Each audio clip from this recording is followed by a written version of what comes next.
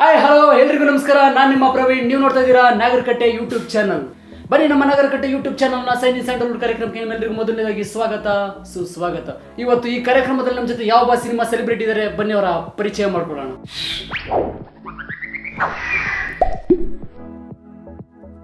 Sir, ಮೊದಲನೇದಾಗಿ ನಮ್ಮ ಪ್ರೇಕ್ಷಕರಿಗೆ ನಿಮ್ಮ ಪರಿಚಯ. ನಮಸ್ಕಾರ ಪ್ರೇಕ್ಷಕರೇ, ನನ್ನ ಹೆಸರು ವೆಂಕಟೇಶ್ ಅಂತ. ನಾನು ಅಂಬೇಡ್ಕರ್ ಇಂಜಿನಿಯರಿಂಗ್ ಕಾಲೇಜಲ್ಲಿ ಕೆಲಸ ಮಾಡ್ತಾ ಇದ್ದೀನಿ. ರಂಗಭೂಮಿ ಹಾಗೂ ಚಲನಚಿತ್ರ ಮತ್ತು ಸೀರಿಯಲ್ಗಳಲ್ಲಿ ನಟಿಸ್ತಾ ಬರ್ತಾ ಇದ್ದೀನಿ.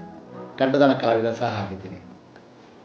ಸರ್, ಈಗ ನೀವು ರಂಗಭೂಮಿ ಕಲಾವಿದರಾಗಿದ್ದೀರಾ, ಚಿತ್ರಗಳನ್ನು ನೋಡಿದ್ರೆ ಕಿರುತೆರೆಗಳನ್ನು ಅಭಿನಯಿಸ್ತಾ ಇದ್ದೀರಾ. ಸೊ ನಿಮಗೆ ಈ ಸಿನಿಮಾ ನಂಟು, ಈಗ ಅಭಿನಯದ ಈಗ ನಟನೆಯ ನಂಟು ನಿಮಗೆ ಶುರುವಾಗಿದ್ದು ಯಾವಾಗ? ಮುಖ್ಯವಾಗಿ ನಟನೆ ಅನ್ನೋದಕ್ಕಿಂತ ನಾನು ಸಿನಿಮಾ ರಂಗದಲ್ಲಿ ಕೆಲಸ ಶುರು ಮಾಡಿದ್ದು ಡಾಕ್ಟರ್ ರಾಜ್ಕುಮಾರ್ ಅವರು ನಮ್ಮ ಅನ್ನದಾತರು. ವಜ್ರೇಶ್ವರಿ ಕಮ್ಮೈಸ್ ಪೂರ್ಣಿಮಾ ಔಟ್ಡೋರ್ ಅಂತ ಇತ್ತು. ಅಲ್ಲಿ ನಾನು ಸುಮಾರು 13 ವರ್ಷಗಳ ಕಾಲ ಕೆಲಸ ಮಾಡಿದ್ದೀನಿ. ರಾಜ್ಕುಮಾರ್ ಅವ್ರದ್ದು ಒಂದು 20 ಸಿನಿಮಾ ಕೆಲಸ ಮಾಡಿದ್ದೀನಿ. ಶಿವರಾಜ್ ಕುಮಾರ್ ಅವ್ರದ್ದು ಒಂದು 28-29 ಸಿನಿಮಾ ಕೆಲಸ ಮಾಡಿದ್ದೀನಿ. ರಾಘವೇಂದ್ರ ರಾಜ್ಕುಮಾರ್ ಅವ್ರದ್ದು ಒಂದು 11 ಸಿನಿಮಾ ಕೆಲಸ ಮಾಡಿದ್ದೀನಿ. ಅವ್ರ ಮನೇಲಿ ಅನ್ನ ತಿಂದು ಬೆಳೆದಂಥ ದೇಹ ಇದು. ಓಕೆ, ಒಟ್ಟಲ್ಲಿ ನೀವು ವಜ್ರೇಶ್ವರಿ ಕಂಬೈಸ್ ನಲ್ಲಿ ತುಂಬಾ ದುಡಿದಿದ್ದೀರಾ. ರಾಜ್ಕುಮಾರ್ ಕುಟುಂಬ ನಿಮಗೆ ತುಂಬಾ ಪರಿಚಯ. ಹೌದೌದು ಸರ್, ಯಾವ ಇಸ್ವಿಯಿಂದ ನಿಮಗೆ ಆ ಕುಟುಂಬದ 1980ನೇ ಇಸ್ವಿ ಕೇರಳದ ಸಿನಿಮಾಯಿಂದ ನಮಗೆ ಸಿನಿಮಾ ಶುರುವಾಗಿ ಆಗ್ಲಿಂದ ನಾನು ಅವರ ನಂಟನ್ನು ಬೆಳೆಸ್ಕೊಳ್ತಾ ಬಂದ್ವಿ. ಅವ್ರ ತಮ್ಮ ವರ್ಧಪ್ನವರು ಅಂತ ಇದ್ರು. ಮದ್ರಾಸ್ನಲ್ಲಿ ಅವ್ರದ್ದು ಒಂದು ಟ್ರಸ್ಟ್ಪುರಂ ಅಂತ ಕೊಡಂಪೋಕ್ ಅಂತ ಬರುತ್ತೆ. ಅಲ್ಲಿ ಟ್ರಸ್ಟ್ಪುರಂನಲ್ಲಿ ಮನೆ. MS ರಾಜಶೇಖರ್ ಅವರು ಅವಾಗಿನ ನಿರ್ದೇಶಕರಾಗಿರಲಿಲ್ಲ, ಅಸೋಸಿಯೇಟ್ ಡೈರೆಕ್ಟರ್ ಆಗಿದ್ರು ಅನ್ಸುತ್ತೆ. ಆ ಸಮಯದಲ್ಲಿ ಊರ್ಕನ್ನನ್ನು ಒಳಗಡೆ ಬಿಡದೆ ಮದ್ರಾಸ್ನಲ್ಲಿ ಹೊರಗಡೆ ನಿಲ್ಲಿಸಿದ್ದ. MS ರಾಜಶೇಖರ್ ಅವರು ಬಂದಾಗ ಕರ್ಕೊಂಡು ಹೋದ್ರು ಒಳಗೆ. ಬಾಪ ಅಂದ್ಬಿಟ್ಟು ಕರ್ಕೊಂಡು ಹೋದ್ರು. ನಾನೇ ಕೇಳ್ಕೊಂಡು ರಿಕ್ವೆಸ್ಟ್ ಮಾಡಿದೆ, ಕರ್ಕೊಂಡು ಹೋದ್ರು. ವರ್ಧಪ್ನವರು ಪೇಪರ್ ಓದ್ತಾ ಕೂತ್ಕೊಂಡಿದ್ರು. ಯಾರಪ್ಪ ಯಾರು ಹುಡುಗ ಅಂತ ರಾಜು ಯಾರಪ್ಪ ಹುಡುಗ ಅಂತ ಕೇಳಿದ್ರು. ಆಮೇಲೆ ಯಾರೋ ಬೆಂಗಳೂರಿಂದ ಬಂದಿದ್ದಾರೆ, ಅಣ್ಣವ್ರು ನೋಡ್ಬೇಕಂತೆ ಅಂತ. ಅಣ್ಣವರು ಮಾಡಿ ಮೆಟ್ಲಿಂದ ಇಳಿದು ಬರ್ತಾ ಇದ್ರು. ಇನ್ನೇನು 3 ಮೆಟ್ಲು ಇಳಿಬೇಕು, ಓಡೋಗಿದೆ. ಯಾವ ಕಾಲು ಹಿಡ್ಕೊಂಡ್ಬಿಟ್ಟೆ, ನಮಸ್ಕಾರ ಮಾಡಿದೆ. ಅಲ್ಲ, ಫಸ್ಟ್ ಟೈಮು, ಯಾಕಂದ್ರೆ ತುಂಬಾ ಜನರಿಗೆ ಆಸೆ ಇರುತ್ತೆ ಅಂತ ಮೇಲ್ ನಟನ ಕಣ್ತುಂಬ ತುಂಬಿಸ್ಕೋಬೇಕು ಅಂತ. ಫಸ್ಟ್ ಟೈಮ್ ನಿಮ್ಗೆ ನೋಡಿದಾಗ ನಿಮ್ಗೆ ಆದಂಥ ಅನುಭವಗಳು ಅದನ್ನ ಈಗಲೂ ನೋಡಿದ್ರ ಎಲ್ಲ ರೋಮಾಂಚನ. ಯಾಕಂದ್ರೆ ಅವ್ರೊಂಥರ ದಂಶಕತೆ, ಲೆಜೆಂಡ್ರಿ, ಒಂಥರ ದೇವತಾ ಮನುಷ್ಯ ಅಂತ ವ್ಯಕ್ತಿನ ಎಲ್ಲರೂ ಕಣ್ತುಂಬಿಸ್ಕೋಬೇಕಂತ ಇರುತ್ತೆ. ಸೊ ನೀವು ಅವ್ರನ್ನ ಕಣ್ತುಂಬಿಸ್ಕೊಂಡಿದ್ದೀರಾ, ನೇರವಾಗಿ ನೋಡಿದ್ದೀರಾ. ನಿಜವಾಗ ನೀವು ಭಾಗ್ಯವಂತರು, ಪುಣ್ಯವಂತರು ಅಂತ ಹೇಳ್ಬೋದು. ಸರ್, ಈ ಅನುಭವ ಹೇಗಿತ್ತು? ಕರ್ನಾಟಕದ ಜನತೆ ಡಾಕ್ಟರ್ ರಾಜ್ಕುಮಾರ್ ಅವ್ರನ್ನ ಎಷ್ಟು ಪ್ರೀತಿಸ್ತಾರೆ ಅನ್ನೋದನ್ನ ಎಲ್ಲರೂ ನೋಡಿದ್ದಾರೆ. ಕೋಟಿ ಜನ ಅಭಿಮಾನಿಗಳಿದ್ದಾರೆ. ಮೊದಲನೇ ಸರಿ ಅವರನ್ನ ಪಾದ ನಾನು ಹಿಡಿದಾಗ ನನ್ನ ಮೈಯೆಲ್ಲ ರೋಮಾಂಚನ, ಕಣ್ಣಲ್ಲಿ ನೀರು ಆಗಾಗದೇ ಸುರಿತಾ ಇದೆ. ಗೊತ್ತೇ ಇಲ್ಲ. ಹೇಳಪ್ಪ ಏನು ಸಮಾಚಾರ ಹೇಳಪ್ಪ ಅಂದಾಗ, ಅಣ್ಣ ನಿಮ್ಮನ್ನು ನೋಡಬೇಕು ಅಂತ ಆಸೆ ಆಯಿತು, ಬಂದ್ಬಿಟ್ಟೆ ಬೆಂಗಳೂರಿಂದ ಅಂದೆ. ಆಯಿತು ರಾಜು, ಇವ್ರು ಕರ್ಕೊಂಡೋಗಿ ತಿಂಡಿ ಕೊಡಪ್ಪ. ಕರ್ಕೊಂಡೋಗಿ ಇಡ್ಲಿ ಚಟ್ನಿ ಹಾಕಿ ಕೊಟ್ಟರು, ತಿಂದೆ. ಅವ್ರ ಮನೇಲಿ ಕೆಲಸಕ್ಕೂ ಸೇರ್ಕೊಂಡೆ, ಕೆಲಸ ಮಾಡ್ತಾ ಬಂದೆ. ಕೆಲಸ ಮಾಡ್ತಾ ಹಾಗೆ ಸಿನಿಮಾಗಳು ಶುರು ಆಯಿತು. ಕೆರಳಿ ಸಿನಿಮಾ ಶುರು ಮಾಡಿದ್ರು. ಕೆರಳಿ ಸಿನಿಮಾ ಶುರು ಮಾಡಿದಾಗ ಆಗ ನನ್ನ ಇಂಟ್ರೊಡ್ಯೂಸ್ ಮಾಡಿದ್ರು. ಮದ್ರಾಸ್ನಲ್ಲಿ ನನಗೆ ಐಡೆಂಟಿ ಕಾರ್ಡು ಮಾಡಿಸ್ಕೊಟ್ರು. ಆ ಫೋಟೋಸ್ ನನ್ನ ಹತ್ರ ಇದೆ. ಸರ್, ಈಗ ನಾನು ರಾಜ್ಕುಮಾರ್ ಬಗ್ಗೆ ಮಾತಾಡ್ತಿದ್ದಂಗೆ ನಿಮ್ಮ ಕಣ್ಣಲ್ಲಿ ನೀರು ತುಂಬ್ಕೊಂತ, ಒಂಥರ ಆನಂದ ಬಾಷ್ಪ. ನೀವು ಏನೋ ಒಂದು ಸಾಧಿಸ್ತಿದೀನಿ, ಏನೋ ಒಂದು ಗೆದ್ದಿದ್ದೀನಿ ಅನ್ನೋ ಒಂದು ಖುಷಿ, ಸಂಭ್ರಮ ಖಂಡಿತ ಇದೆ. ಅವರ ಜೊತೆ ಒಟ್ಟು ನೀವು ಅವರ ಕುಟುಂಬದ ಜೊತೆ ಬೆರೆತು ಇಷ್ಟು ಆ ದಿನ ಪ್ರಯಾಣ ಮಾಡಿದ್ದೀರಾ. ಸೊ ಹೇಗೆ ಅನಿಸ್ತು ನಿಮಗೆ ಈಗ ನೆನೆಸ್ಕೊಂಡ್ರೆ?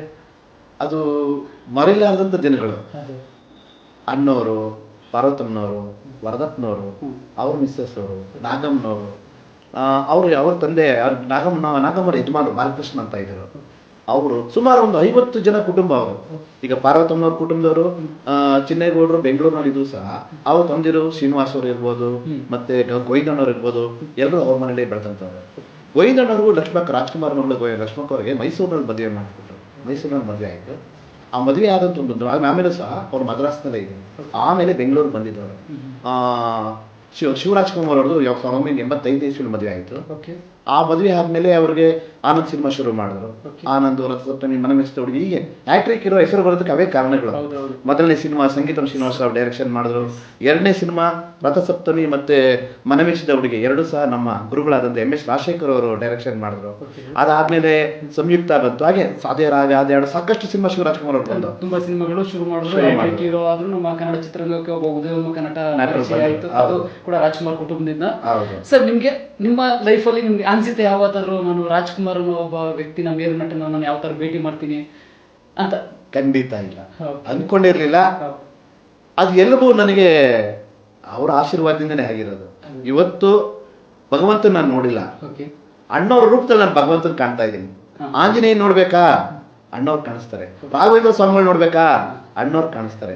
ಅದೇ ಯಾಕಂದ್ರೆ ರಾಜ್ಕುಮಾರ್ ಅಂತ ಬಂದ್ರೆ ಅವ್ರ ಒಂಥರ ಭಕ್ತಿಯ ಒಂದು ಭಂಡಾರ ಅಂತ ಹೇಳ್ಬೋದು. ಅದರಲ್ಲೂ ರಾಘವೇಂದ್ರ ಸ್ವಾಮಿಗಳ ಅಪ್ಪಟ ಒಂಥರ ಭಕ್ತಿ. ಅವ್ರನ್ನ ಆಕ್ಚುಲಿ ನಾವು ಕೂಡ ಅವರನ್ನು ರಾಘವೇಂದ್ರ ಸ್ವಾಮಿಗಳನ್ನ ನಾವು ಖಂಡಿತ ಅವರು ದೇವ್ರ ಮನೆ ಪೂಜೆಗೆ ಹೋಗಿ ಕೂರಿಸ್ಬಿಟ್ರೆ ಸಾಕಷ್ಟು ಸಮಯ ಅಲ್ಲಿ ಒಂದು 3-4 ಹಾಡುಗಳನ್ನ ಹೇಳಿ ಭಕ್ತಿ ಗೀತೆಗಳನ್ನೆಲ್ಲ ಹಾಡಿ ಹೊರಗಡೆ ಬರ್ತಾ ಇದ್ವಿ. ಜೊತೆಗೆ ಅವ್ರ ಮನೇಲಿ ಒಂದು ಹಾರ್ಮೋನಿಯಂ ಇತ್ತು. ಆ ಹಾರ್ಮೋನಿಯಂ ಬಾರಿಸ್ಕೊಂಡು ನಮ್ಮನ್ನೆಲ್ಲ ಕೂರಿಸ್ಕೊಳ್ಳೋರು. ಹೊನ್ನೊಳ್ಳಿ ಕೃಷ್ಣಣ್ಣ, ನಾವು ಶ್ರೀನಿವಾಸಣ್ಣವರು ಇವರೆಲ್ಲ ಕೆಳಗಡೆ ಕೂತ್ಕೊಂಡು, ನಾರಾಯಣ ಅಂತ ಒಬ್ಬ ಅಡಿಗೆ ಮಾಡೋ ಪಟ್ಟಣ ಇದ್ದ, ಎಲ್ಲರನ್ನು ಕೂರಿಸ್ಕೊಂಡು ಈ ಹಾಡುಗಳನ್ನೆಲ್ಲ ಒಳ್ಳೊಳ್ಳೆ ಹಾಡುಗಳು ಹೇಳ್ತಾ ಇದ್ರು. ಅವರು ಗುಬ್ಬಿ ವೀರಣ್ಣ ಕಂಪ್ನಿಲಿ ಬೆಳೆದಂಥವ್ರು, ಸುಬ್ಬಯ್ಯ ನಾಡವರು, ಅವ್ರ ಜೊತೆ ಎಲ್ಲ ಅವ್ರ ತಂದೆಯವರೆಲ್ಲ ಜೊತೆ ಕೆಲಸ ಮಾಡಿದವರು. ಅವರು ಸಣ್ಣ ವಯಸ್ಸಿನಿಂದನೇ ಕಲಾವಿದರಾಗಿ ಬಂದಿದ್ದವರು.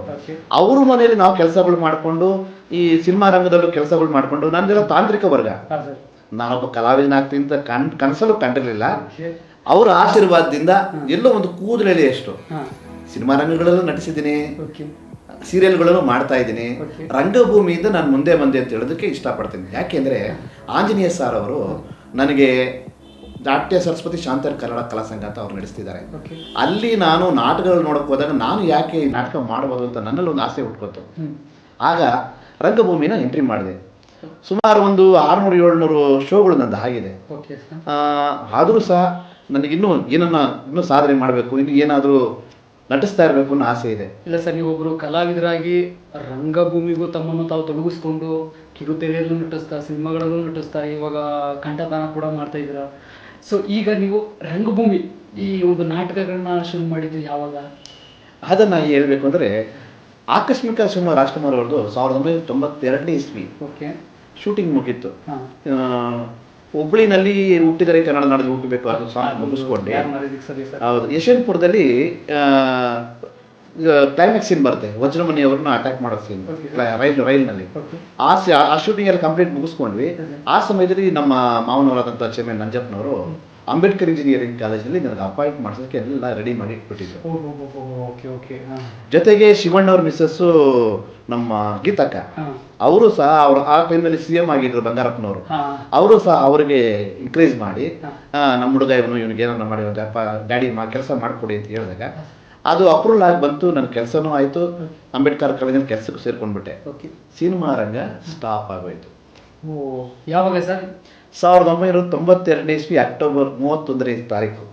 ಸೊ ಅಲ್ಲಿವರೆಗೂ ನೀವು ಸಿನಿಮಾದಲ್ಲಿ ಇರ್ತೀರಾ, ದಿಢೀರ್ನೆ ಈ ಕೆಲಸ ಸಿಗುತ್ತೆ, ಸೊ ನೀವು ಕೆಲಸಕ್ಕೆ ಬಂದು ಸೇರ್ಕೊಂಡ್ಬಿಡ್ತೀನಿ. ಅಂದ್ರೆ ಚಿತ್ರರಂಗ ಸ್ವಲ್ಪ ದೂರ ಉಳ್ಕೊಂತೀರಾ? ಬಂದ್ಬಿಟ್ಟೆ. ಓಕೆ. ಕೆಲ್ಸಕ್ಕೆ ಹೋಗೋದು, ಮನೆಗೆ ಬರೋದು, ಇದೇ ರೀತಿ ಆಗೋಯ್ತು. ನಾನು ವಜ್ರೇಶ್ವರಿ ಕಂಬೈನ್ಸ್ನು ಮರ್ತ್ಬಿಟ್ಟೆ, ಗಾಂಧಿನಗರನು ಮರ್ತ್ಬಿಟ್ಟೆ. ಅಣ್ಣವ್ರು ಮಾತ್ರ ಹೃದಯದಲ್ಲಿ ಹಾಗೆ ಉಳಿದಿದ್ರು. ಅವ್ರನ್ನ ಪ್ರತಿದಿನ ಪ್ರತಿ ಕ್ಷಣ ಪೂಜಿಸ್ತಾ ಬಂದಿರೋರು ನಾನು. ಅವತ್ತಿನಿಂದ ಇವತ್ತಿನವರೆಗೂ ಅಷ್ಟೇ ಅವರನ್ನ ಪೂಜ್ಯ ಭಾವನೆಯಲ್ಲಿ ಕಾಣ್ತಾ ಬಂದಿದ್ದೀನಿ. ಜೊತೆಗೆ ಅಂಬೇಡ್ಕರ್ ಇಂಜಿನಿಯರಿಂಗ್ ಕಾಲೇಜ್ ಸೇರ್ಕೊಂಡ್ಮೇಲೆ ಎಲ್ಲ ಕೆಲಸಗಳನ್ನ ಮಾಡ್ತಾ ಬಂದೆ. ಇಲ್ಲಿ ನಮ್ಮ ಮಲ್ಲಾತ್ತಹಳ್ಳಿ ಅಂತ ಗ್ರಾಮದಲ್ಲಿ ಕಲಾಗ್ರಾಮ ಅಂತ ಬಂದಿದೆ. ಆ ಕಲಾಗ್ರಾಮದಲ್ಲಿ ಆಂಜನೇಯ ಸರ್ ಅವರು 2004ನೇ ಇಸ್ವಿನಲ್ಲಿ ನಾಟಕ ಶುರು ಮಾಡಿದ್ರು. ಅಂದ್ರೆ ಸರ್, ಈಗ ನೀವು 92ರಲ್ಲಿ ಚಿತ್ರರಂಗದಿಂದ ಒಂದು ಬ್ರೇಕ್ ತಗೊಳ್ತೀರಾ, ದೂರ ಬರ್ತೀರಾ, ನಂತರ ನೀವು ರಂಗಭೂಮಿಯಿಂದ ಮತ್ತೆ ರೀ ಎಂಟ್ರಿ ಕೊಡ್ತೀರಾ ಸರ್? ಹೌದೌದು, 2004ರಿಂದ. ಓಕೆ. ಆಗ ನಾನು ಅದು ನಾಟಕಗಳನ್ನು ಮಾಡ್ತಾ ಮತ್ತೆ ರವೀಂದ್ರ ಕಲಾಕ್ಷೇತ್ರಗಳಲ್ಲಿ ಶೋಗಳೆಲ್ಲ ನೋಡ್ತಾ ಇದ್ದೆ. ಖುಷಿ ನನಗೂ ನಾಟಕ ಒಂದು ರವೀಂದ್ರ ಕಲಾಕ್ಷೇತ್ರ ಅಂತ ಹೇಳಿದ್ರೆ ಅಂತ ದೊಡ್ಡ ನಟರ ಒಂದು ಪಾದ ಸ್ಪರ್ಶದ ನೆಲ ಅದು. ಸೊ ಅಲ್ಲೊಂದು ನಾಟಕ ಮಾಡ್ಬೇಕಂತ ಪ್ರತಿಯೊಬ್ಬ ರಂಗಭೂಮಿ ಕಲಾವಿದರಿಗೂ ಇರುತ್ತೆ. ಸೊ ನೀವು ತುಂಬಾ ನಾಟಕಗಳನ್ನ ಮಾಡಿದೀರಾ. ಸೊ ಅದರ ಅನುಭವ ಹೇಗಿತ್ತು? ಯಾವ ತರ ಅಲ್ಲಿ ಮೊದಲ ನಾಟಕ ಯಾವಾಗ ಮಾಡಿದ್ರಿ, ಯಾವ್ದಾಗಿತ್ತದು, ಮತ್ತೆ ಅದರ ಅನುಭವ ಹೇಗಿತ್ತು ಸರ್? ನಾನು ಮೊದಲನೇ ನಾಟಕ ಮಾಡಿದ್ದು ಐತಿಹಾಸಿಕ ಸಂಗೊಳ್ಳಿ ರಾಯಣ್ಣ ಅಂತ. ಅದರಲ್ಲಿ ಕಾಮಿಡಿ ಕಮ್ ವಿಲನ್ ಆ ಪಾತ್ರ ನನ್ನ ಕೈಲಿ ಆಂಜನೇಯ ಸರ್ ಮಾಡಿಸಿದ್ದು. ಅದಾದ ಮೇಲೆ ಪೌರಾಣಿಕ ನಾಟಕಗಳು ಸಾಕಷ್ಟು ಮಾಡಿದೆ. ಶಕುನಿ ಪಾತ್ರ ಮಾಡಿದ್ದೀನಿ, ದುಶಾಸನದ ಪಾತ್ರ ಮಾಡಿದ್ದೀನಿ, ವಿದುರನ ಪಾತ್ರ ಮಾಡಿದ್ದೀನಿ, ಕರ್ಣನ ಪಾತ್ರ ಮಾಡಿದ್ದೀನಿ, ಸಾಕಷ್ಟು ಮಾಡಿದ್ದೀನಿ. ನನಗೆ ಖುಷಿ ಇದೆ. ಕೆಂಪೇಗೌಡ ನಾಟಕದಲ್ಲಿ ಸಾಮಂತ ರಾಜನಾಗಿ ಮಾಡಿದ್ದೀನಿ, ಮತ್ತೆ ಕೆಂಪೇಗೌಡರ ಬೀಗರಾಗಿ ಮಾಡಿದ್ದೀನಿ, ಒಂದು ಪಾತ್ರ ಮಾಡಿದ್ದೀನಿ. ಮತ್ತೆ ಸಾಮ್ರಾಟ್ ಅಶೋಕ ಅಂತ ಬರ್ತದೆ, ಅದರಲ್ಲೂ ಪಾತ್ರಗಳು ಮಾಡಿದ್ದೀನಿ. ಸಾಕಷ್ಟು ನಾಟಕಗಳಲ್ಲಿ ಅಭಿನಯಿಸಿರೋ ಒಂದು ಅನುಭವ. ಆದರೂ ನನಗೆ ತೃಪ್ತಿ ಸಾಲದು, ಇನ್ನೂ ನಟಿಸಬೇಕು. ಈಗ ರಾಜ್ಕುಮಾರ್ ಅವರು ಕೂಡ ನಾನು ತುಂಬಾ ಶೋಸ್ಗಳಲ್ಲಿ ಎಲ್ಲ ನೋಡಿದ್ದೀನಿ. ಅವ್ರು ಮಾಡಿರೋದೇ ಕೆಲವೊಂದು ಅವ್ರಿಗೆ ಇನ್ನೂ ಮಾಡಬೇಕಿತ್ತು ಅಯ್ಯೋ ಅಂತ ಅವರೇ ಅನ್ಕೊಂತಿದ್ರಂತೆ. ಅವ್ರಿಗೆ ಕೂಡ ಅದು ತೃಪ್ತಿ ಕೊಡ್ತಿರ್ಲಿಲ್ವಂತೆ. ಒಬ್ಬ ಕಲಾವಿದಂಗೆ ಅದಿರುತ್ತೆ ಸರ್, ಹಸಿವು ಇರುತ್ತೆ, ಇನ್ನೂ ಏನೋ ಮಾಡಬೇಕಿತ್ತು ಇಷ್ಟೇನಾ ಅಂತ ಅನ್ಸೋದುಂಟು. ಸೊ ಹಾಗಾಗಿ ನಿಮಗೂ ಆಗ ಅನಿಸಿದೆ ಸರ್. ಈಗ ನೀವು ಈಗ ರಾಜ್ಕುಮಾರ್ ಜೊತೆ ಎಲ್ಲ ಒಡನಾಟ ಇತ್ತು, ಅವ್ರ ಕುಟುಂಬ ಜೊತೆ ಬಂದ್ರಿ, ಸಿನಿಮಾಗಳಲ್ಲಿ ನಟಿಸ್ತಾ ಇದ್ರಿ, ರಂಗಭೂಮಿಗೆ ಬಂದ್ರಿ. ಸೊ ಅಲ್ಲೂ ಚಟುವಟಿಕೆಗಳು ಆರಂಭ ಆಯಿತು. ಮತ್ತೆ ನೀವು ಕಿರುಚಿತ್ರಗಳಲ್ಲಿ ಕಾಣಿಸ್ಕೊತೀರಾ, ತಿರ್ಗಾ ಕ್ಯಾಮ್ರಾ ಮುಂದೆ ಬರ್ತೀರಾ. ಸೊ ಅದು ಯಾವಾಗ ಮತ್ತೆ ಶುರುವಾಗಿದೆ ಸರ್? ಅದು ಸಹ ನನಗೆ ಅಮೃತ ವರ್ಷಿಣಿ ಸೀರಿಯಲ್ನಲ್ಲಿ ಕುಮಾರ್ ಸರ್ ಅಂತ ಇದ್ರು, ಅವರು ನನಗೆ ಪರಿಚಯ ಮಾಡಿಸ್ಕೊಟ್ಟಿದ್ದು. ಅಲ್ಲಿಂದ ನನ್ನ ಸೀರಿಯಲ್ ಎಂಟ್ರಿ ಶುರುವಾಯಿತು. ಅದು ಮಾಡ್ತಾ ಹಾಗೆ ಸುಮಾರು ಸಾಕಷ್ಟು ಸೀರಿಯಲ್ಗಳಲ್ಲಿ ಮಾಡಿದ್ದೀನಿ. ಒಂದು 250 ಸಿನಿಮಾ ಮೇಲೆ ಮಾಡಿದ್ದೀನಿ ಹತ್ರ. ಸಿನಿಮಾಗಳಲ್ಲಿ, ಹೊಸ ಸಿನಿಮಾಗಳಲ್ಲಿ ಶಿವಣ್ಣನ ಜೊತೆ ಮಾಡಿದ್ದೀನಿ, ನಮ್ಮ ಉಪೇಂದ್ರ ಅವ್ರ ಜೊತೆ ಮಾಡಿದ್ದೀನಿ, ಅಜಯ್ ರಾವ್ ಅವ್ರ ಜೊತೆ ಮಾಡಿದ್ದೀನಿ, ಸುದೀಪ್ ಅವ್ರ ಜೊತೆ ಮೊನ್ನೆ ರೀಸೆಂಟಾಗಿ ಒಂದು ಮಾಡ್ಕೊಂಡು ಬಂದೆ. ಸಾಕಷ್ಟು ಒಳ್ಳೊಳ್ಳೆ ಹೀರೋಗಳ ಜೊತೆ ಎಲ್ಲ ಮಾಡಿದ್ದೀನಿ ಪಾತ್ರಗಳು, ಒಳ್ಳೊಳ್ಳೆ ಪಾತ್ರಗಳನ್ನ ಮಾಡಿದ್ದೀನಿ. ದೊಡ್ಡ ಕಲಾವಿದರ ಜೊತೆ ಚಿತ್ರಗಳಲ್ಲೂ ಕೂಡ ನಟಿಸ್ತಾ ಬಂದಿದ್ದೀನಿ. ಇತ್ತೀಚೆಗೆ ಬರ್ತಾ ಇರ್ತಕ್ಕಂಥ ಏನು ಯುವ ನಿರ್ದೇಶಕರು, ಕಲಾವಿದರು ಮತ್ತೆ ಈ ಕಿರುಚಿತ್ರಗಳು ಏನ್ ಮಾಡ್ತಿದ್ರು ಅದ್ರಲ್ಲೂ ನೀವು ನಟಿಸ್ತಾ ಇದ್ದೀರಾ. ಇದ್ರ ಅನುಭವ ಹೇಗಿದೆ ಸರ್? ಈಗ ದೊಡ್ಡ ನಿರ್ದೇಶಕರ ಜೊತೆ ದೊಡ್ಡ ಸಿನಿಮಾಗಳನ್ನ ಮಾಡ್ತಾ ಬಂದಿರ್ತಾರೆ ಕಲಾವಿದರ ಜೊತೆ. ಈಗ ಚಿಕ್ಕವರು ಬರ್ತಾರೆ, ಈಗ ನ್ಯೂ ಕಮರ್ಸ್ ಇಂಡಸ್ಟ್ರಿಗೆ ಬರ್ತಾರೆ, ಅವ್ರ ಜೊತೆ ಎಲ್ಲ ನೀವು ಕಿರುಚಿತ್ರಗಳೆಲ್ಲ ಕಾಣಿಸ್ಕೊಂತೀರಾ. ಇದ್ರ ಅನುಭವ ಹೇಗಿತ್ತು ಅದಕ್ಕೂ ಇದಕ್ಕೂ? ಅಂದ್ರೆ ನನಗೆ ಅಡಿಪಾಯ ಬಂದು ಅಣ್ಣೋರ ವಜ್ರೇಶ್ವರಿ ಕಂಬೈನ್ಸ್, ಪೂರ್ಣಿಮಾ ಔಟ್ಡೋರ್ ನಾನು ಕೆಲಸ ಮಾಡಿದ್ದೀನಿ. ಅಂದರೆ ಒಂದು ಸೆಂಟ್ರಲ್ ವರ್ಕಲ್ಲಿ ಯಾವುದೋ ಒಂದು ಕೆಲಸ ಮಾಡಿದ ಒಂದು ಅನುಭವ ನನಗೆ. ಸಿನಿಮಾ ರಂಗದ ಪ್ರತಿ ಒಂದು ವಿಷಯನೂ ನಮಗೆ ತಿಳ್ಕೊಂಡಿದ್ದರಿಂದ ಯಾರ ಹತ್ರ ಹೇಗೆ ನಡ್ಕೋಬೇಕು, ಯಾರ ಹತ್ರ ಹೇಗಿರಬೇಕು, ಎಷ್ಟು ಮಾತಾಡಬೇಕು, ಅಷ್ಟೇ ಮಾತಾಡ್ಕೊಂಡು ಎಲ್ಲ ವ್ಯವಹಾರ ಮಾಡ್ಕೊಂಡು ಬರ್ತಾ ಇದ್ವಿ. ನಮ್ಮ ನಟನೆ ಏನಿದೆ, ನಮ್ಮ ನಟನೆ ಅಷ್ಟೇ ಅಲ್ಲಿರುತ್ತೆ. ಬೇರೆ ಎಕ್ಸ್ಟ್ರಾ ಮಾತುಗಳು ಮಾತಾಡಿದ್ರೆ ನಮ್ಮ ಮರ್ಯಾದೆ ನಾವೇ ಕಳ್ಕೊಳ್ತೀವಿ. ಆ ಒಂದು ಇದರೊಳಗೆ ಇರಬೇಕು. ಒಬ್ಬ ಹೀರೋ ಇರ್ಬೋದು, ಒಬ್ಬ ಹೀರೋಯಿನ್ ಇರ್ಬೋದು, ಒಬ್ಬ ಸೈಡ್ ಆಕ್ಟರ್ ಇರ್ಬೋದು, ಅವ್ರ ಜೊತೆಲ್ಲ ನಾವು ಒಡನಾಟಗಳನ್ನ ಇಟ್ಕೊಳ್ತೀವಿ. ಎಷ್ಟರಲ್ಲಿ ಮಾತಾಡಬೇಕು ಅಷ್ಟರಲ್ಲಿ ಇದ್ರೆ ಒಳ್ಳೆಯದು. ತುಂಬ ಅತಿಯಾಗಿ ಹೋದಾಗ ಏನಾಗ್ತದೆ, ನಾವು ತುಂಬ ಇದಾಗ್ಬಿಡ್ತೀವಿ, ಅಂದರೆ ಕೀಳ್ಮಟ್ಟಕ್ಕೆ ಬಂದ್ಬಿಡ್ತೀವಿ. ಓಕೆ ಸರ್, ಪ್ರತಿಯೊಬ್ಬರ ಜೊತೆ ಈಗ ದೊಡ್ಡವರಾಗಲಿ ಚಿಕ್ಕವರಲ್ಲಿ ಪ್ರತಿಯೊಬ್ಬರ ಜೊತೆ ಸ್ನೇಹಿತರಾಗಿ ಬೆರೆಯೋದು, ಅವರ ವಯಸ್ಸಿಗೆ ತಕ್ಕಂತೆ ನಡ್ಕೊಳ್ಳೋದು, ಅವರ ಜೊತೆ ಒಂದು ಬೆರೆಯುವಂಥದ್ದಿದೆಯಲ್ಲ, ಅದು ನಿಮ್ಮ ದೊಡ್ಡ ಗುಣ ಸರ್. ಸೊ ಈಗ ನೀವು COVID-19 ಇದು ಬಂತು 2020, ತದನಂತರ ನಮ್ಮ ಕನ್ನಡದಲ್ಲಿ ಒಂದು ಹೊಸ ಬದಲಾವಣೆ, ಈ ಡಬ್ಬಿಂಗ್ ಎಲ್ಲ ಬರ್ತವೆ. ನೀವು ಕೂಡ ಇವತ್ತು ಡಬ್ಬಿಂಗ್ ಕಲಾವಿದರಿಗೆ ತುಂಬ ಪ್ರಾಜೆಕ್ಟ್ ಮಾಡ್ತಿದ್ದೀರಾ. ಇದ್ರ ಬಗ್ಗೆ ಏನು ಹೇಳೋದಕ್ಕೆ ಇಷ್ಟಪಡ್ತಿರೋದು? ಈ ಡಬ್ಬಿಂಗ್ ನಾನು ಶುರು ಮಾಡೋದಕ್ಕೆ ಕಾರಣ, ಈ ನಾಟಕಗಳಲ್ಲಿ ನಾನು ಮಾಡ್ತಾ ಇದ್ದಾಗ ನನ್ನ ವಾಯ್ಸ್ ಚೆನ್ನಾಗಿದೆ ಮಾಡಿ ಅಂತ ಸಾಕಷ್ಟು ಜನ ನಿರ್ದೇಶಕರು ಹೇಳಿದ್ರು. ಎಕ್ಸಾಂಪಲ್ ಶಶಾಂಕ್ ಸರ್ ಅಂತ ಡೈರೆಕ್ಟರ್ ಇದ್ದಾರೆ, ಅವ್ರು ಹೇಳಿದ್ದಾರೆ. ಭಾರ್ಗವ್ ಸರ್ ಹೇಳಿದ್ದಾರೆ, ಚೆನ್ನಾಗಿ ಮಾಡ್ತಾ ಇದ್ದಪ್ಪ ಮಾಡು ಅಂತೆಲ್ಲ ಹೇಳಿದ್ದಾರೆ. ದೊರೆ ಭಗವಾನ್ ಸರ್ ಹೇಳಿದ್ದಾರೆ. ಅವ್ರು ದೊರೆ ಭಗವಾನ್ ಸರ್ ಜೊತೆ ಸಾಕಷ್ಟು ಸಿನಿಮಾ ಕೆಲಸ ಮಾಡಿದ್ದೀನಿ. ಅವರು ನಮ್ಮ ಅಣ್ಣವರ ರಾಜೇಶ್ವರಿ ಕಂಪನೀಸ್ನಲ್ಲಿ ಅವರು ಯಾವಾಗಲೂ ಯಾರೇ ನಿರ್ದೇಶಕರಿರಲಿ, ಸಂಗೀತಂ ಶ್ರೀನಿವಾಸ ಇರಲಿ, ದತ್ತರಾಜ್ ಸರ್ ಇರಲಿ, ವಿ ಸೋಮಶೇಖರ್ ಅವ್ರು ಬರಲಿ, ಇವ್ರು ಎಲ್ಲರ ಜೊತೆ ಇವ್ರು ಇದ್ದೇ ಇರ್ತಾ ಇದ್ರು. ಹಾಗಾಗಿ ತುಂಬ ಕ್ಲೋಸ್ ಆಗಿದ್ರು. ಅವರು ಸಹ ನಮ್ಮ ಒಡನಾಟದಲ್ಲಿ ಅವರು ಕೈಕಡೆ ಬೆಳೆದವ್ರು ನಾವೆಲ್ಲ. ಪ್ರೋತ್ಸಾಹ ಅವರೆಲ್ಲ ನನಗಿತ್ತು. ಜೊತೆಗೆ ಹಿರಿಯರಿಗೆ ಯಾಕೆ ಗೌರವ ಕೊಡಬೇಕು ಅನ್ನೋದನ್ನ ಬಾಲಕೃಷ್ಣನವರು, ಅಶ್ವಥ್ ಸರ್ ಮತ್ತು ನಮ್ಮ ರಾಜ್ಕುಮಾರ್ ಸರ್ ಇವುಗಳಿಂದ ನಾವು ಸಾಕಷ್ಟು ಕಲಿತಿದ್ದೇವೆ. ಪಾರ್ವತಮ್ಮನವರು ನಮಗೆ ಪ್ರತಿಯೊಂದು ಮಾತು ಬೈಬೇಕಾದ್ರೂ ಅಂದಬೇಕಾದ್ರೂ ನಾವು ಯೋಚನೆ ಮಾಡ್ತಾಯಿದ್ವಿ, ಆ ಮಾತನ್ನ ಎಷ್ಟು ಅರ್ಥ ಇದೆ. ಅವರು ಸಾಕಷ್ಟು ಅನುಭವವುಳ್ಳವರು. ಅವ್ರ ಮಾತಿನಲ್ಲಿ ಅರ್ಥ ಇದೆ, ನಾವು ಅದಂತೆ ನಡ್ಕೋಬೇಕು, ಆಗ ಬೆಳಿಬೇಕು. ಇಲ್ಲಾಂದರೆ ನಾನು ಅವ್ರ ಕಂಪ್ನಿಯಲ್ಲಿ 13 ವರ್ಷ ಕೆಲಸ ಮಾಡೋಕ್ಕಾಗ್ತಾನೆ ಇರಲಿಲ್ಲ. ಇಲ್ಲ ಸರ್, ಅಂಥ ದೊಡ್ಡ ಕಲಾವಿದರ ನಡುವೆ ನೀವು ಇದ್ರಿ ಅಂತಂದಾಗ ಇವತ್ತು ನಿಮ್ಮನ್ನು ನೋಡಿದ್ರೆ ಅವರೆಲ್ಲನೂ ನಾವು ಪ್ರತ್ಯಕ್ಷವಾಗಿ ನಾವೇ ನೋಡಿದ್ರೆ ನಾವು ಖಂಡಿತ ಖುಷಿ ಅಂತೂ ಇದೆ. ಸೊ ನೀವು ಭಾಗ್ಯವಂತರು ಅಂತ ಹೇಳ್ಬೋದು ಸರ್. ಈಗ ಕೊನೆಯದಾಗಿ ಸರ್, ನಮ್ಮ ಚಿತ್ರರಂಗಕ್ಕೆ ಏನು ಮಾಡ್ತಿದ್ದಾರೆ ನ್ಯೂ ಕಮರ್ಸು, ಫ್ರೆಷರ್ಸು, ಇವ್ರಿಗೆ ಏನು ಕಿವಿ ಮಾತು ಹೇಳೋದಕ್ಕೆ ಇಷ್ಟಪಡ್ತೀವಿ? ನಾನು ಹೇಳೋದಿಷ್ಟೇ, ಸಿನಿಮಾ ರಂಗಕ್ಕೆ ಎಲ್ಲರೂ ಬನ್ನಿ, ಕಲಾದೇವತೆ ಎಲ್ಲರನ್ನೂ ಕೈ ಬೀಸಿ ಕರೀತಾರೆ. ಆದರೆ ಕೆಲವರನ್ನು ಮಾತ್ರ ಆರಿಸ್ಕೊಳ್ತಾರೆ. ಆ ಕೆಲವರು ನೀವು ಆಗಬೇಕು. ಆ ಕೆಲವರು ನೀವು ಆದಾಗ ಮಾತ್ರ ಸಿನಿಮಾ ರಂಗದಲ್ಲಿ ನೀವು ಗಟ್ಟಿಯಾಗಿ ಬೆಳೆಯೋಕ್ಕೆ ಸಾಧ್ಯ. ಒಂದು ಸಿನಿಮಾ ಹೀರೋ ಆಗೋ, ಆ್ಯಕ್ಟರ್ ಆಗೋ, ಇನ್ನೊಂದು ಕಾಮಿಡಿ ಆ್ಯಕ್ಟರ್ ಆಗೋ, ವಿಲನ್ ಆಗೋ, ಯಾವಾಗೋ ಕ್ಲಿಕ್ ಆಗೋಗಿರುತ್ತೆ. ಬೇರೆ ಹೋಗ್ಬೇಡಿ, ಸಾವಧಾನದಿಂದ ಪ್ರತಿಯೊಬ್ಬರೂ, ಒಬ್ಬ ಟೆಕ್ನಿಷಿಯನಿಂದ ಹಿಡಿದು ಒಬ್ಬ ಹೀರೋವರೆಗೂ ಎಲ್ಲರೂ ಗೌರವದಿಂದ ಮಾತಾಡಿಸೋ ಒಂದು ಭಾವನೆ ಇಟ್ಕೊಳ್ಳಿ. ನೀವೇನು ಇರಬೇಕು, ನೀವು ಯಾವಾಗ ಬೇರೆಯವರಿಗೆ ಗೌರವ ಕೊಡ್ತೀರಾ, ಯಾವಾಗ ನೀವು ಇನ್ನೊಬ್ಬರನ್ನ ಒಳ್ಳೆ ರೀತಿಯಲ್ಲಿ ನೋಡ್ತೀರಾ, ನಿಮ್ಗೆ ಬೆಲೆ ಹೆಚ್ಚಾಗ್ತಾ ಹೋಗ್ತಾ ಇರ್ತದೆ, ನೀವು ಬೆಳೆಯೋದಕ್ಕೂ ಅನುಕೂಲ ಆಗುತ್ತೆ. ಸುಮಾರು ಜನ ನಾನು ನೋಡಿದೆ ಇತ್ತೀಚಿನ ಸಿನಿಮಾಗಳಲ್ಲಿ ಮತ್ತೆ ಅದನ್ನು ತಿದ್ದುಕೊಂಡು ನಾನು ಮಾಡಿದ ತಪ್ಪು ಅಂತ ಮತ್ತೆ ಅವರು ಎಲ್ಲರ ಪ್ರೀತಿ ವಿಶ್ವಾಸ ಮಾಡ್ಕೊಳ್ಳೋದನ್ನು ನೋಡಿದ್ದೀನಿ. ಅದೆಲ್ಲ ಅನುಭವ ಆಗೋಗಿದೆ ನನಗೆ. ಅದೇ ನನಗೆ ಏನು ಅಂದರೆ, ರಾಜ್ಕುಮಾರ್ ಅವ್ರ ಕಂಪ್ನಿಯಲ್ಲಿ ಕೆಲಸ ಮಾಡಿದ್ರಿಂದ ಅಲ್ಲಿ ಯಾರು ಕೆಲಸ ಮಾಡ್ತಾರೆ ಪರಿಶುದ್ಧವಾಗಿ ಅವ್ನು ಹೊರಗೆ ಬರೋಕ್ಕೆ ಸಾಧ್ಯ.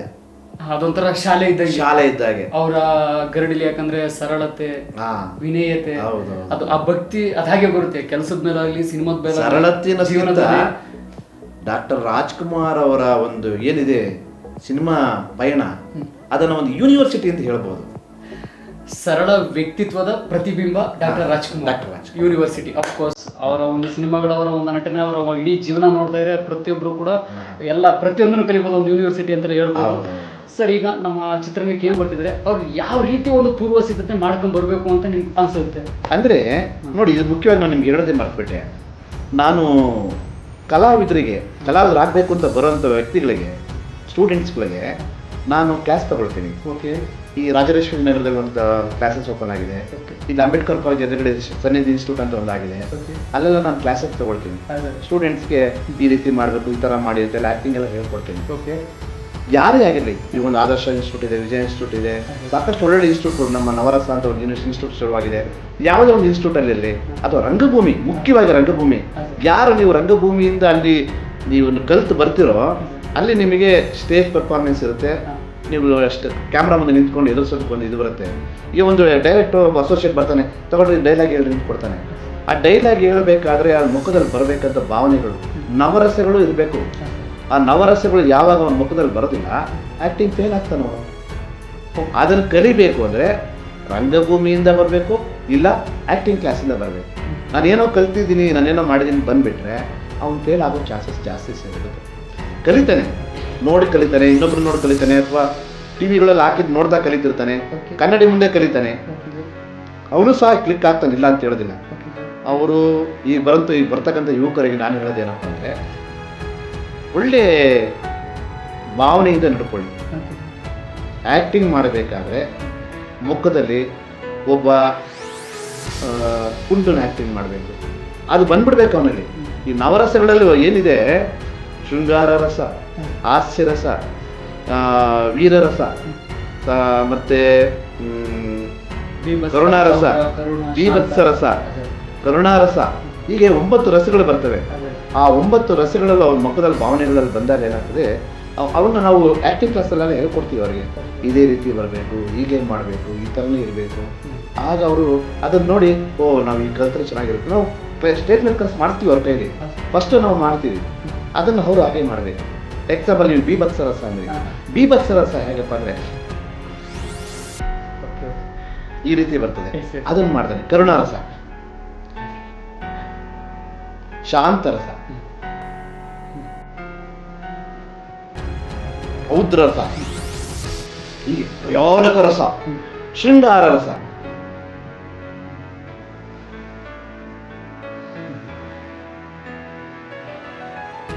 ಹೀಗೆ ಅವೆಲ್ಲ ಮುಖದಲ್ಲಿ ಬರಬೇಕು ಭಾವನೆಗಳು, ಬಂದಾಗ ಸಾಧ್ಯ. ನಾನು ಹೇಳೋದಿಷ್ಟೇ, ಈಗ ನೀವೇನು ಶುರು ಮಾಡಕ್ಕೆ ಹೊರಟಿದ್ದೀರಿ, ನಾಗರಕಟ್ಟೆ ಯೂಟ್ಯೂಬ್ ಚಾನಲ್ ಮುಖಾಂತರ sign in cinema, sign in Sandalwood ಈ ಒಂದು ಕಾರ್ಯಕ್ರಮಕ್ಕೆ ಶುಭವಾಗಲಿ ಅಂತ ಕೋರಿ ಎಲ್ಲರೂ ನೋಡಿ ಸಬ್ಸ್ಕ್ರೈಬ್ ಮಾಡಿ ಹೇಳೋದಕ್ಕೆ ಇಷ್ಟಪಡ್ತೀನಿ. ಸರ್, ಕೊನೆಯದಾಗಿ, ಸೊ ನೀವು ಏನೆಲ್ಲ ಈಗ ನಿಮ್ಮ ಪ್ರಾಜೆಕ್ಟ್ಸ್ ಇದೆ, ಏನೇನು ಮಾಡ್ತಾ ಇದ್ದೀರಾ, ಅದೊಂದು ಹೇಳೋದಕ್ಕೆ. ಅಂದರೆ ಅದೇ ಹೇಳ್ತೀನಲ್ಲ ತಮಗೆ, ನನ್ನ ವೃತ್ತಿನೇ, ನಾನು ಜೀವನದಲ್ಲಿ ನಾನೇನು 4 ದಿನ ಬದುಕಿದ್ದೀನಿ ಅಂದರೆ ಈ ರಂಗಭೂಮಿಲಿ ನಟಿಸ್ತಾರಿಂದ, ಸಿನಿಮಾ ಸೀರಿಯಲ್ಗಳು ನಡೆಸ್ತಾ ಇರೋದ್ರಿಂದ ಇದ್ದೀನಿ. ನನ್ನ ನನ್ನ ನನ್ನ ದೇಹ ಮಣ್ಣಾಗೋವರೆಗೂ ಸಹ ರಂಗಭೂಮಿನ ನಾನು ಬಿಡೋಕೆ ಇಷ್ಟ ಇಲ್ಲ. ನನಗೆ ಅನ್ನ ಕೊಟ್ಟಂಥದ್ದು ರಂಗಭೂಮಿ, ಸಿನಿಮಾ ರಂಗ, ಇವೆರಡನ್ನೂ ನಾನು ಯಾವತ್ತೂ ಬಿಡೋದು. ಸರ್, ಇಷ್ಟೊತ್ತರೆಗೂ ನಮ್ಮ ನಾಗರಿಕಟ್ಟೆ ಯೂಟ್ಯೂಬ್ ಚಾನಲ್ಗೆ ಬಂದು ನೀವು ನಿಮ್ಮ ಇಡೀ ಜೀವನದ ಒಂದು ಕಿರು ಪರಿಚಯ ಮಾಡ್ಕೊಂಡ್ರಿ, ನಮ್ಮ ಪ್ರೇಕ್ಷಕರಿಗೆ ನಿಮ್ಮ ಅನುಭವದ ಒಟ್ಟಾರೆ ಜೀವನನ ಹಂಚ್ಕೊಂಡ್ರಿ. ಸೊ ನಮಗಂತೂ ತುಂಬ ಖುಷಿ ಆಯಿತು. ಇದೇ ರೀತಿಯಾಗಿ ನಿಮ್ಮ ಸಪೋರ್ಟ್ ನಮ್ಮ ನಾಗರಿಕಟ್ಟೆ ಯೂಟ್ಯೂಬ್ ಚಾನಲ್ ಇರಲಿ ಸರ್. ಸೊ ಮತ್ತೊಮ್ಮೆ ನಿಮ್ಮನ್ನು ಭೇಟಿ ಮಾಡೋ ಅವಕಾಶ ಮತ್ತೆ ಬರ್ತಾ ಇರಲಿ. ಇಡೀ ನಿಮ್ಮ ಜೀವನ ಚರಿತ್ರೆನ ಒಂದು ಎಪಿಸೋಡಲ್ಲಿ ಮುಗಿಸೋದಕ್ಕೆ ಆಗಲ್ಲ ನಮಗೆ. ಮತ್ತೊಂದು ದಿನ ನಿಮ್ಮ ಸಂದರ್ಶನಕ್ಕೆ ಮತ್ತೆ ಬರ್ತೀವಿ. ಸೊ ನಿಮಗೆ ಆ ದೇವರು ಆರೋಗ್ಯ ಆಯಸ್ಸೆಲ್ಲ ಕೊಟ್ಟು ಕಾಪಾಡಲಿ ಸರ್, ಇಡೀ ನಿಮ್ಮ ಕುಟುಂಬಕ್ಕೂ ಕೂಡ. ಸೊ ವೀಕ್ಷಕರೇ, ಇವತ್ತು ನೋಡಿದ್ರಲ್ಲ, ಒಬ್ಬ ಸೆಲೆಬ್ರಿಟಿನ ನಾನು ಇಂಟ್ರೊಡ್ಯೂಸ್ ಮಾಡಿದ್ದೀನಿ. ನೆಕ್ಸ್ಟ್ ಎಪಿಸೋಡಲ್ಲಿ ಇನ್ನೊಬ್ಬ ಸೆಲೆಬ್ರಿಟಿ ಜೊತೆಗೆ ನಾನು ನಿಮ್ಮನ್ನು ಭೇಟಿ ಮಾಡ್ತೀನಿ. ಅಲ್ಲಿವರೆಗೂ keep watching Nagarikatte YouTube channel. ಹ್ಯಾಪಿಯಾಗಿರಿ, ಹೆಲ್ತಿಯಾಗಿರಿ, ಆನೆಸ್ಟ್ ಆಗಿರಿ ಅಂತ ಹೇಳ್ತಾ ನಾನು ಮಾತು ಮುಗಿಸ್ತೀನಿ. See you, take care, bye.